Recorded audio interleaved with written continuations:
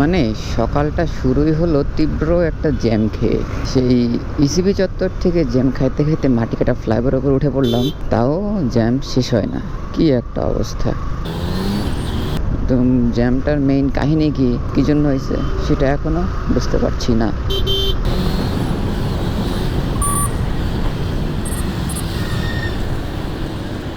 আসল জ্যামটা হচ্ছে এখানে একটা গাড়ি নষ্ট হয়েছে র্যাবের, এইটা হচ্ছে মেইন সমস্যা। এই জন্য পুরো রাস্তাটা পেছনে জ্যাম হয়েছিল। সো হ্যালো, আসসালামু আলাইকুম। কি অবস্থা সবার, কেমন আছেন সবাই? And welcome to my official YouTube channel Shaikh Siam. ভাই কী বলবো আর, ডেইলি বলি যে ডেইলি ব্লগ করবো বা হচ্ছে ডেইলি কিছু একটা করবো, কিন্তু করাই হচ্ছে না। কেন যে হচ্ছে না আমিও বুঝতে পারতেছি না। যাই হোক, সেটা বড় কথা না। এখন হচ্ছে বাজে 9:15, সকাল 9:15।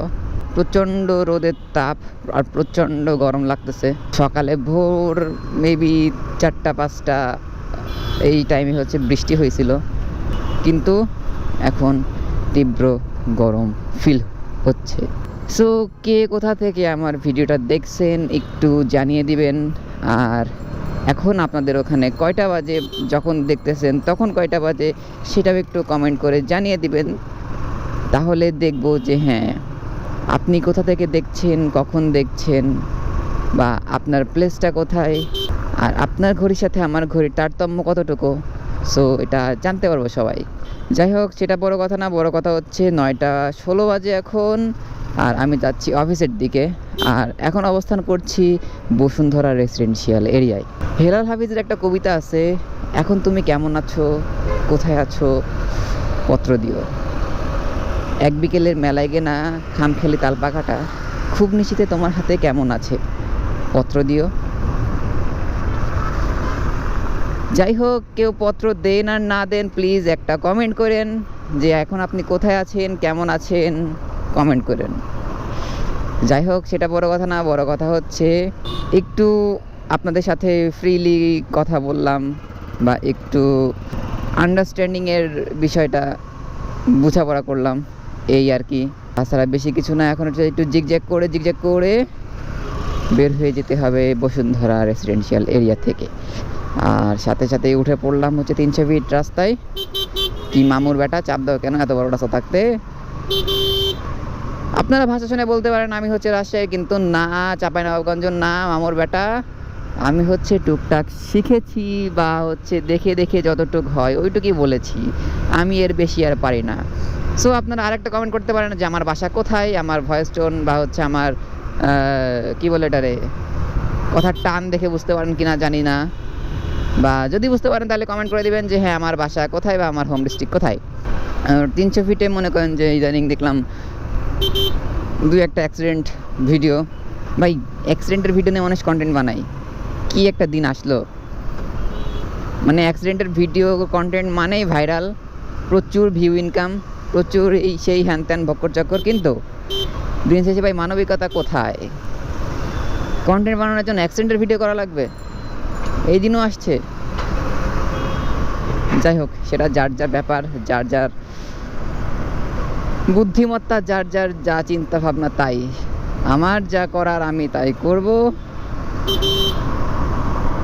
আর সেটা আমার নিজ ইচ্ছা, নিজ মনের চাহিদাতেই করব। কিন্তু একটা জিনিস, অ্যাটলিস্ট কোনো খারাপ প্রমোট, খারাপ কিছু বা হচ্ছে মানুষের ক্ষতি হয়, এই কাজ আমার দ্বারা হয় না, হবেও না, ইনশাল্লাহ কোনো দিনই করবো না। সো চলতে চলে আসলাম হচ্ছে কুড়িল ফ্লাইওভারের উপরে। আর এখন এই ফ্লাইওভার দিয়ে পার হয়ে আমরা বনানী হয়ে, মহাখালী হয়ে, জাহাঙ্গীর গেট হয়ে, বিজয় সরণি হয়ে, ফার্ম গেট হয়ে কারওয়ান বাজার যাব আমার অফিসে। একটা বিশাল পথ পাড়ি দিতে হবে, কিন্তু অলরেডি আমার অফিস লেট। আমি লেট হয়ে গেছি অনেক। কিন্তু আকাশে হচ্ছে ভালোই মেঘ দেখা যাচ্ছে, মেঘ আছে।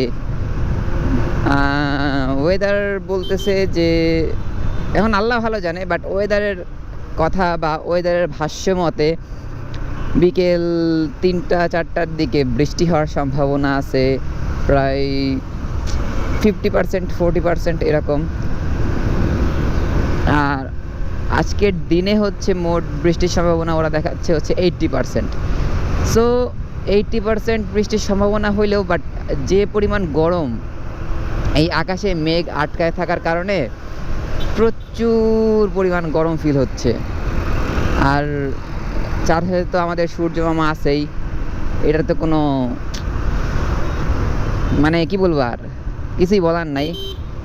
সূর্য মামাও আছে, মেঘও আটকায় আছে, সো এই জন্য গরমটা অনেক বেশি ফিল হচ্ছে, মানে একটা ভ্যাপসা গরম। ইদানিং বৃষ্টি খুবই কম হচ্ছে, আবার হচ্ছে, কিন্তু গরমটা যাচ্ছে না। আর বৃষ্টি তো হবেই, কারণ আমি কালকে বাইকটা ওয়াশ করছি। কালকে কয়টার দিকে, সন্ধ্যা 7:30 বা রাত 8টার দিকে হচ্ছে বাইকটা ওয়াশ করে বাসায় গেছি।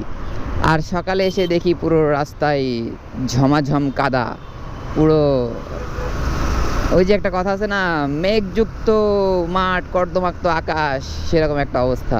যদিও আমি উল্টায় বলছি, কি হবে আপনারা ঠিকটা কমেন্ট করে দিয়েন বা হচ্ছে বুঝে নিয়েন। যাই হোক, চলতে চলতে চলে আসছি হচ্ছে এমইএস চত্বর।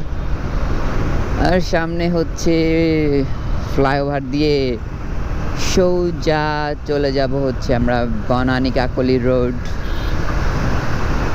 কিন্তু আজকে হচ্ছে রাস্তায় ভালোই গাড়ির চাপ আছে, আর গাড়ির চাপগুলো হচ্ছে নর্মাল অ্যাজ ইউজুয়াল। বাট সকালে একটা ফুটেজ তো আমি হচ্ছে দেখাইলাম বা দেখাইছি প্রথমে ইন্ট্রোতে, যে দিনটা শুরুই হয়েছে একটা বিশাল জ্যাম খেয়ে।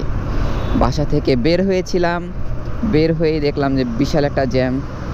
সো কি আর করা, জ্যামটা হজম করলাম করে এখন এই যে অফিসের দিকে যাচ্ছি। আর হ্যাঁ, প্রথমে গিয়েছিলাম বসুন্ধরা রেসিডেন্সিয়াল এরিয়ায়, ওইখানে তো কাজ ছিল।